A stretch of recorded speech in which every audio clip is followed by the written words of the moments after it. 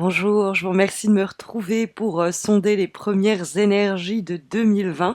Et justement, pour démarrer cette nouvelle année le plus sereinement possible, j'ai pensé à vous présenter ce tirage annuel qui va nous permettre d'aborder chaque saison, chaque saison qui composera votre année 2020, dans le but de déceler des recommandations, des conseils, des avertissements afin de gérer au mieux les 12 prochains mois. Au fond, ça va nous offrir un aperçu des enjeux de l'année à venir. Et puis, mes horoscopes mensuels permettront d'assurer au fil de l'année le suivi. En tout cas, cet aperçu annuel est réalisé à l'aide du tarot pensé et dessiné par l'artiste James R. Eads, EADS, dont j'affectionne tout particulièrement le travail. Et les cartes qui présentent chaque saison sont extraites de l'oracle d'Ama Am de Stéphanie Gras. Juste avant de nous lancer, je tiens à vous souhaiter mes meilleurs vœux pour ce nouveau cycle, qu'il vous soit le plus lumineux et la plus grande source d'épanouissement possible. Et j'espère que mes taroscopes pourront d'une façon ou d'une autre vous aider au fil des mois. D'ailleurs, l'horoscope de janvier vous attend après ce tirage. Mais avant cela, donc, penchons-nous sur l'année 2020 elle-même. Et pour ce faire, nous allons d'abord nous intéresser au premier trimestre et donc à la première saison de l'année, mes chers béliers, à savoir l'hiver. L'hiver est représenté par l'as de coupe, qui est un très bon symbole. Pour le début d'année, on peut espérer à travers la figure de l'as de coupe d'avoir une nouvelle idée, un nouveau projet, mais surtout une nouvelle rencontre. Alors, cette rencontre peut être de nature amoureuse, c'est évident, surtout qu'on voit que le printemps apporte l'énergie du diable. On pourrait effectivement avoir cette idée que le premier semestre est dédié à l'aspect affectif, avec donc une rencontre cruciale au cours de janvier, de février ou de mars, et qui va évoluer en avril, en mai, en juin, pendant la période printanière, sur quelque chose d'assez passionné et passionnel, avec peut-être même une forme d'addiction qui se développe. On pourrait envisager d'équilibrer ensuite à l'été les choses en essayant de officialiser et régulariser cette relation, après quelque chose comme ça qui part dans tous les sens, une sorte de feu de joie. On pourrait avoir à l'été l'envie d'un petit peu structurer les choses, d'un petit peu réguler la situation et d'en faire, par exemple, une relation amoureuse qui évolue vers la notion de couple. Malheureusement, il semblerait que cette relation, dans ce cas-là, ne passe pas la période automnale. Nous avons en effet le 8 de coupe qui se trouve à la fin de l'année, comme pour nous parler du fait de, au fond, tourner le dos. On a vécu ce qu'on avait à vivre au cours de l'année avec cette personne, et puis on préfère reprendre son chemin. Donc ça peut être vraiment une lecture comme ça de votre année, avec une situation qui évolue. Ça, je l'ai lu sur le plan affectif, ça peut être sur le plan aussi professionnel. Il y a une idée, un projet, voire une rencontre pro qui apparaît au cours du trimestre hivernal. Et puis au printemps, eh bien, on est en train de mettre en place une stratégie commerciale, une stratégie en termes de marketing. Et il y a cette idée avec le diable, en effet, de s'atteler à trouver des réponses, des solutions et mettre en place un plan d'action qui va être fructueux pour nous.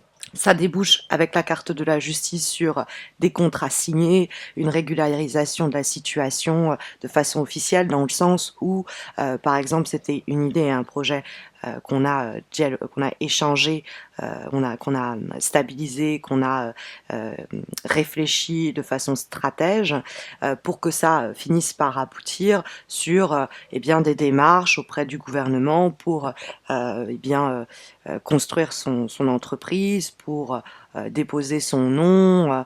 C'est cette idée-là avec la carte de la justice qu'on rentre dans des cadres beaucoup plus factuels et plus juridiques. Mais ça peut être plus simplement un contrat fructueux qui voit le jour dès la période estivale. Et après, à l'automne, le 8 de coupe, ça nous dit que voilà, on a fait ce qu'on avait à faire dans ce projet, on a joué le rôle qu'on devait jouer, et on l'a lancé, on l'a mis en place, et puis maintenant on repart vers de nouveaux horizons, on repart vers de nouveaux projets. Donc ça peut être, vous voyez la lecture que j'ai fait affective au début de cet enchaînement d'événements, on peut l'appliquer sur le plan donc amoureux, sentimental, mais également voir le même schéma se produire sur un plan plus concret et donc notamment celui professionnel. Donc on va aussi avoir plus séparément ou plus simplement des énergies qui vont être séparées, c'est-à-dire que chaque événement qui est ici est mis en lumière n'est pas forcément lié au suivant, hein, c'est-à-dire qu'il se passe ceci en hiver, il se passe cela au printemps, il se passe ceci en été, il se passe cela en automne, mais les événements ne sont pas liés entre eux.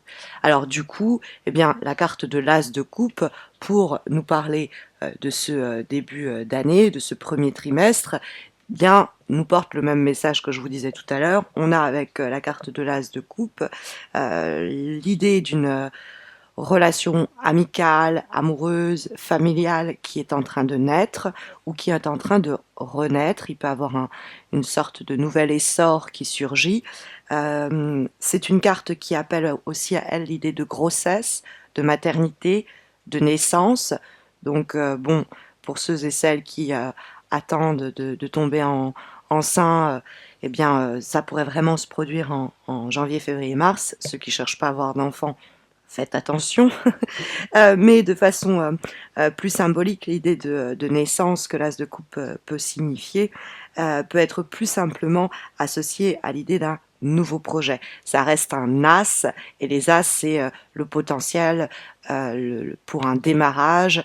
On est rempli d'enthousiasme, d'envie, d'énergie pour cette nouvelle idée, pour ce nouvel élan, ou pour cette nouvelle relation, il y a de l'excitation pour cela.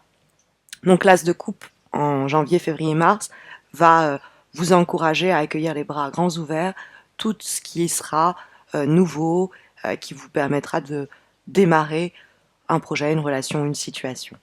Au printemps, on va avoir la carte du diable. Alors, donc le printemps pour avril, mai, juin. Et la carte du diable, c'est une lame qui va nous parler tout simplement de l'idée de si on doit réaliser des négociations, acheter ou vendre au cours de l'année, c'est au printemps qu'il faut le faire. Hein, la carte du diable, tout ce qui va avoir trait à l'aspect matériel et financier va être encouragé à la période, donc ici, printanière. Donc, si vous souhaitez d'une façon ou d'une autre réaliser une transaction financière, attendez le printemps, tout simplement. Mais avec la carte du diable, on a une période tout simplement très passionnée, passionnelle. Donc on peut avoir une période aussi sur le plan humain qui est très très palpitant, qui est chargé d'adrénaline, mais également de tension. Donc faites attention à cela, parce que la carte du diable peut nous parler de rapports de force. Dans ce cas-là, faut essayer de pas les entretenir, ces rapports de force, mais des fois c'est des rapports de force dans les relations passionnelles et tumultueuses, hein, plus simplement. Mais si on sort du côté voilà charnel, sexuel et le côté un petit peu donc conflictuel que le diable peut signaler sur le plan des relations humaines, on va avoir sur le plan professionnel par exemple l'opportunité d'une augmentation, une production qui va s'avérer être rentable si on lance un projet ou si on prend en charge un projet, et c'est savoir se servir intelligemment des ressources que l'on a à notre portée pour prendre des décisions, donc comme je vous l'ai dit, stratèges, calculées, anticipées, pour ensuite se frotter les mains, si je peux dire. On a la carte de la justice à la période estivale. Alors ça va être le moment de signer des contrats, ça va être le moment d'entamer des procédures légales, juridiques. Ça fait longtemps qu'on veut, je sais pas, demander sa double nationalité. On s'y met en été, quand il n'y a pas trop de monde qui en fait la demande. Pareil, hein, je dis ça, c'est le premier exemple qui me vient à l'esprit, mais la carte de la justice, c'est s'adresser à des instances gouvernantes pour leur demander de rendre justice. Donc ça va être aussi donc les procédures au prud'homme, ça va être dans le cas d'une affaire où on a été volé. C'est vraiment réclamer justice Et la carte de la justice, c'est aussi l'opportunité de faire amende honorable soi-même, mais il y a cette idée de faire intervenir des éléments externes qui vont jauger, juger d'une situation, accepter ou non de nous donner leur décision, leur validation pour ce concours, cette autorisation que l'on a pour ouvrir ceci. C'est vraiment tout ce qui va être réglementé et donc les demandes que l'on va faire à cet égard pour équilibrer notre situation sur un plan très factuel et tangible. Donc la carte de la justice d'ailleurs nous parle de rester très intègre après une période peut-être le diable où on flirtait avec l'illégalité ou avec le côté un petit peu sanguin. Avec la carte de la justice, on revient avec quelque chose de très rationnel pour juger, jauger une situation. Et peut-être que c'est le fait de faire la balance, de tirer un peu les choses au clair, de vouloir rétablir une forme d'harmonie qui nous conduit à la période automnale qui va couvrir donc octobre, novembre, décembre, l'idée de nous en aller, hein, puisque nous avons ce 8 de coupe qui vient clôturer votre année 2020. Et ce 8 de coupe, mes chers béliers, c'est une carte qui nous, traditionnellement, nous parle de quitter une situation qui n'est plus pour nous, qui ne nous convient plus. Soit notre activité n'est plus appropriée, soit de toute façon les choses ne s'améliorant pas d'elles-mêmes, il ne nous reste plus qu'à quitter cette situation et à s'engager sur une autre voie. Parce que le 8 de coupe, c'est vraiment l'idée du sas, je referme cette porte-là et ça permet à cette porte-ci de s'ouvrir. Donc le 8 de coupe, il y a peut-être quelquefois une difficulté, un peu de déni avant de arriver à se débarrasser de ce qui nous entravait, mais néanmoins, c'est quand même ce qui est recommandé. C'est-à-dire qu'on peut avoir quelques scrupules à nous en aller, à partir, à abandonner ceci ou cela, et il peut avoir un peu de, pendant un moment, pas de déni, mais envisager d'autres voies, d'autres solutions, quand en réalité, ici, le 8 de coupe, pardon, ne laisse pas de doute quant à la nécessité pour vous de reprendre votre chemin. Et nous allons avoir pour clôturer ce tirage une dernière carte issue de l'oracle des haïkus qui va nous donner un dernier conseil pour notre développement personnel, spirituel, psychologique pour l'année 2020. Et la carte que nous avons, c'est celle de la transmission. Cette carte de la transmission, voilà le haïku qui lui est associé. Soir de canicule, les lucioles gorgées de soleil partagent leur lumière. Un grand désir donc de partager ses connaissances, de se partager entre guillemets, soit c'est-à-dire de s'offrir, est ici donc affirmé, libéré. Et donc la carte de la transmission peut mettre en scène une prise de conscience, d'avoir certaines choses qu'on pourrait partager ou dont on pourrait faire profiter notre environnement. Donc il y a une opportunité qui va s'ouvrir afin que vous puissiez transmettre quelque chose. Alors dans l'idée de transmission, on a éventuellement, on l'avait vu avec l'as de coupe, la naissance, la maternité, on avait aussi un projet qu'on mène à un moment à certains points et puis qu'après on laisse qu'on abandonne avec le 8 de coupe, on le laisse suivre lui-même sa trajectoire. Donc la carte de la transmission nous encourage à sauter sur l'occasion qui va nous permettre de transmettre, de donner et de recevoir aussi en retour, parce qu'il y a l'idée d'un échange mutuel qui nous apporte une grande satisfaction. Des fois, il y a quelqu'un qui est là pour nous guider, où on est nous-mêmes celui ou celle qui guide l'autre, hein. Donc c'est le dernier élément que les cartes voulaient ici nous communiquer pour conclure ce tirage annuel, cet aperçu de 2020. On va à présent se pencher sur votre début d'année 2020, mes chers béliers, avec le taroscope donc de janvier.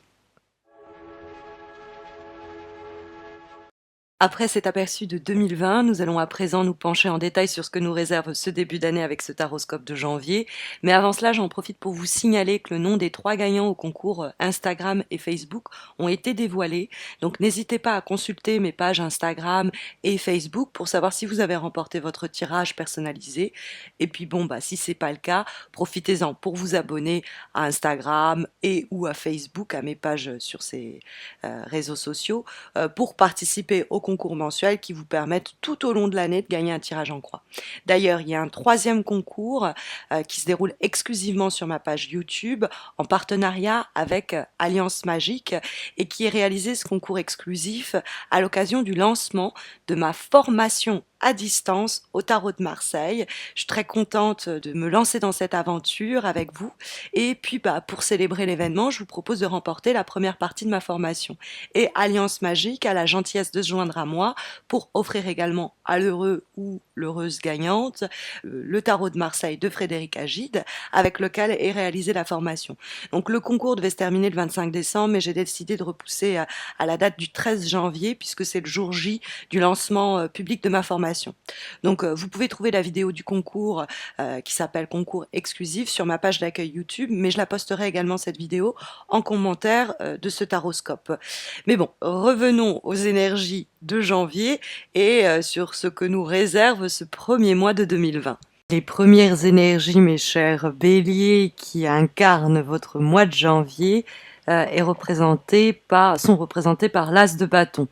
L'as de bâton, ça fait raccord avec l'énergie de votre premier trimestre dans le cadre de l'aperçu de l'année 2020, puisqu'on est avec un as. Alors vous aviez un as de coupe, ici c'est un as de bâton, qui est une carte qui encourage à l'action, au passage à l'action, à l'idée d'initier de nouveaux projets, de nouvelles aventures.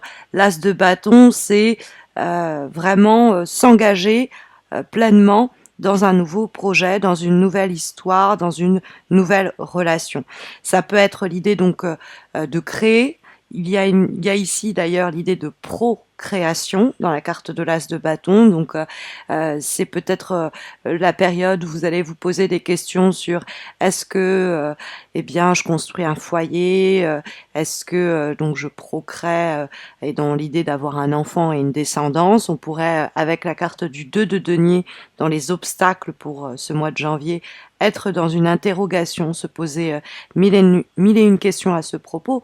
Mais en dehors de la procréation, il y a l'idée d'amener quelque chose à la vie, en tout cas d'en être responsable ou de le provoquer. Et cela peut susciter des questionnements, puisque le 2 de denier va en général, en nous présentant ce jongleur, nous parler de deux voies, de chemins que l'on hésite, entre lesquels on hésite.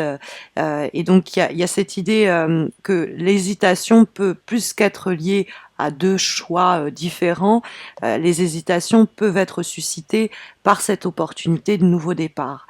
Donc on pourrait être en train de se questionner sur le bien fondé d'entreprendre cette nouvelle action, de lancer ce nouveau projet, de se lancer dans cette nouvelle aventure ou relation par exemple amoureuse. Autant on pourrait se poser la question, et le 2 de denier nous parle de ces difficultés-là, autant l'as de bâton ne laisse pas la place au doute et nous encourage à vivement passer à l'action, à se donner les moyens de ses objectifs en provoquant les choses. Alors, le 2 de denier, c'est aussi, les pièces d'or, il peut avoir un déséquilibre sur le côté matériel et financier. Et justement, en janvier, on peut avoir l'occasion d'entreprendre des initiatives, de mener des actions pour construire. C'est-à-dire que l'empereur, il va nous parler de stabilité et de fondation. C'est-à-dire que avec l'empereur, on va s'établir. Or, la carte du 2 de denier, on est entre deux eaux, on est justement dans le déséquilibre et l'incapacité d'être en place à un seul endroit. Donc il semblerait qu'il est important au mois de janvier que vous vous engagiez à trouver des solutions, des moyens et des méthodes pour sortir de cette ambivalence, de ce déséquilibre, de ces hésitations, et de la sorte que vous remédiez à ce manque d'harmonie par donc des actions concrètes que vous engagez et qui vont vous permettre une nouvelle stabilité. Parce que la carte de l'empereur, c'est l'idée vraiment de très concrètement et matériellement permettre quelque chose de façon tangible à se manifester. Mais il faut surmonter donc le déséquilibre manifesté par la carte du 2 de denier dans les obstacles, qui peut être aussi une discussion que vous menez avec un tiers, avec une personne extérieure, ou alors, le 2 de denier nous parle de vos propres doutes et hésitations face à un choix à faire, mais si on est toujours dans l'idée, oui, c'est toujours mieux de se montrer prudent, la carte du 2 de denier peut plus clairement nous signaler ici que, écoutez, une fois que l'opportunité se présente, que l'occasion est là, ou une fois que la décision est prise, eh bien, ce qui est fait, quoi. Donc, on doit profiter de ces opportunités et prendre quelquefois des décisions un peu risquées. C'est ce que nous pousse à faire ce mois de janvier pour précisément se libérer de ce déséquilibre du 2 de denier et s'établir dans un cadre plus serein. Pour ce faire, il va falloir éviter l'attitude du 5 de coupe, puisque cette carte du 5 de coupe est une lame qui nous parle de voir le verre à moitié vide plutôt qu'à moitié plein. Donc quand vous allez être en train d'hésiter sur je me lance pas, j'y vais pas, pour essayer de savoir quelle est la meilleure option, posez-vous la question à quoi je m'accroche. Parce que le 5 de coupe, c'est voir les choses, bon, le côté moitié vide à moitié plein, c'est-à-dire focaliser sur son attention, sur ce qui pourrait être perdu, ce qui pourrait se perdre dans l'action que l'on va mener, et qui du coup nous tétanise, nous empêche de passer à l'action. Or, avec l'as de bâton, il n'y a pas de doute sur le fait qu'il faut sortir de cette période où on ressasse le passé, où on s'inquiète de l'avenir. Il y a peut-être un sacrifice ou un choix difficile qui conduit donc à du stress, etc. Mais il ne faut pas être dans le déni. Il faut être prêt ou prête à passer à autre chose par les occasions qui vont se présenter ou les actions que l'on va initier. On va aller de l'avant. On va diriger nos regards et nos pensées vers de nouveaux horizons et de nouveaux projets qui sont sur le point d'apparaître. Mais on a, avec la carte du 5 de coupe, l'idée que les choses ont été difficiles et au fond, on est en train de se rendre compte que la seule chose grâce ou sur laquelle on peut agir ou compter, entre guillemets, c'est nous-mêmes. Donc, il nous reste à réfléchir sur ce qui va nous être le plus bénéfique pour passer cette phase de doute que le 2 de denier va signaler et arriver dans une phase plus dynamique pour nous parce que l'as de bâton, il amène du feu, il amène de la fougue. Alors, on peut avoir cette idée avec le 5 de coupe qu'on pourrait hésiter entre ce qui est déjà en train de se délabrer, qui est déjà un peu au fond gâché, et ce qui nous reste à exploiter. C'est-à-dire que ces 3 coupes qui sont renversées nous parlent de quelque chose qu'on a perdu ou qu'on voit bien tomber en ruine, et on est tout attaché à contempler ce qui est en train, au fond, sous nos yeux, de disparaître. Et ce qu'il nous faut faire plutôt, c'est nous tourner vers ces 2 coupes qui sont pleines et voir ce qu'il y a encore de possible à faire. Parce que le 2 de denier peut être lié au 5 de coupe dans cette idée que, au fond, on hésite entre ce qui est déjà en voie de disparaître, ou vient de disparaître, ou a disparu récemment, et ce qui nous reste comme option valable et viable encore. Hein. Parce que ce personnage, il est occupé à regarder ce qui s'est gâché sous ses yeux, mais il ne devrait pas focaliser son attention là-dessus. Il devrait oublier, pardonner, aller de l'avant et se retourner vers ce qu'il y a encore de viable qui s'offre à lui. Donc, il peut avoir la peur de la perte, ou il peut avoir un sentiment même de deuil à travers le 5 de coupe, mais l'as de bâton, c'est justement la façon d'y remédier. Hein, c'est de sortir de cet entre-deux pour se construire matériellement, professionnellement, s'établir, pour faire de nouvelles rencontres, pour reprendre confiance en soi. Il y a à la clé un nouveau départ, puisqu'on a cette as de bâton, donc un nouveau chapitre. Et cette idée de nouveauté, de départ et de commencement, on la retrouve également dans l'avant-dernière énergie que nous avons pour ce mois de janvier, qui est issue des cartes divinatoires d'Algariel, et nous avons la première des lames divinatoires du jeu d'Algariel, qui représente la tour, et qui, comme l'empereur, va être symbole d'ancrage, parce que c'est ça, l'empereur, il s'ancre quelque part. Elle est rattachée en plus, comme l'empereur, au monde matériel, comme le 2 de denier également, aux besoins et aux ambitions. Or, l'empereur est ambitieux tout comme l'est l'as de bâton. Et donc ça marque un point déterminant sur le plan très concret. Et en janvier, pour atteindre votre but, c'est finalement votre détermination qui vont vous donner les moyens de progresser. Les choix que vous avez faits sont les bons, ou les choix qu'il vous reste à prendre en janvier vont être dynamiques et être source d'effets positifs. Donc encore une fois, hein, c'est une carte qui nous parle d'actions puissantes, qui permet des changements et des nouveaux départs qui le sont tout autant. Et comme dernière énergie pour ce mois de janvier, nous avons une lame issue du jeu Umrazai et nous avons la carte de la terre sacrée, ma terre sacrée. Alors, pareil, la carte de la terre sacrée, ma terre sacrée, va nous parler de sédentarité. C'est l'idée de trouver sa terre, de s'y établir, peut-être pas non plus de s'y enraciner, mais on n'en est pas loin. Hein, et on trouve cela aussi dans l'empereur qui se pose et qui, à partir de cet espace, de cette situation, va s'établir et puis ensuite croître.